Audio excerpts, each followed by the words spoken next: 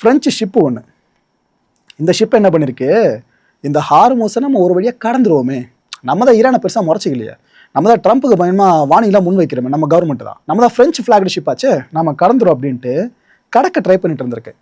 எப்படி இந்திய கப்பலை ஈரான் நேவி அடிச்சுதோ அதே மாதிரி இந்த கப்பல் சார்ந்து வார்னிங் ஷாட்ஸை இஷ்யூ பண்ணியிருக்காங்க ஈரான் சைட்லேருந்து.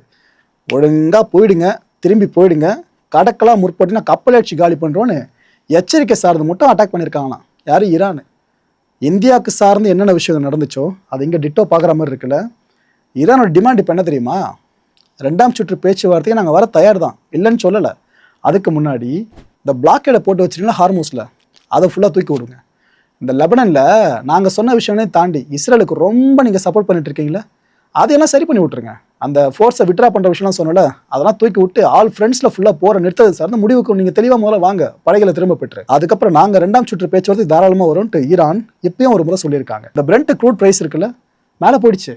ஏன்னா ஈரான் ஒரு பக்கம் ஹார்மோஸை ஃபுல்லாக க்ளோஸ் பண்ணுறேன்னு சொல்லியாச்சு, இன்னொரு பக்கம் அமெரிக்கா பிளாக்கெடை இன்னும் ஸ்ட்ரென்தன் பண்ணிட்டு இருக்காங்க. இது பார்த்தா மிடில் ஈஸ்ட்ல எப்போ அட்டாக் நடக்குமன்ற அடுத்த கட்ட பயம் வர வந்திருக்கு, போர் எப்போ பெருசாக அடிக்குமன்ற பயம் ஆரம்பிச்சிச்சா. இது வரைக்கும் கொஞ்சம் கொஞ்சமாக கீழே வந்துட்டு இருந்தால் இந்த ஆயில் ப்ரைஸு பட்டன் மேலே போயிடுச்சு. எவ்வளோ பர்சன்டேஜ்? 7% மேலே போயிருக்கு சிங்கிள் செஷனில்.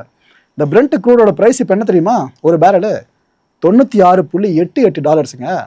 இன்னொரு பக்கம் யூஎஸ் க்ரூட் இருக்குல்ல, இதுவும் 7% மேலே போயிருக்கு. அது இப்போ $90.33 ஒரு பேரல் ஆயிலோட விலை இங்கே ஃபிக்ஸ் பண்ணப்பட்டிருக்கு.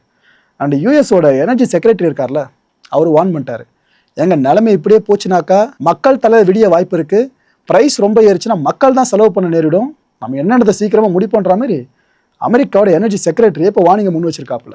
இன்னும் கான்ஃப்ளிக்ட் பெருசாக போச்சுனாக்கா எவ்வளோ தூரம் விளையாட்டுறதை பார்க்க போகிறோமோ.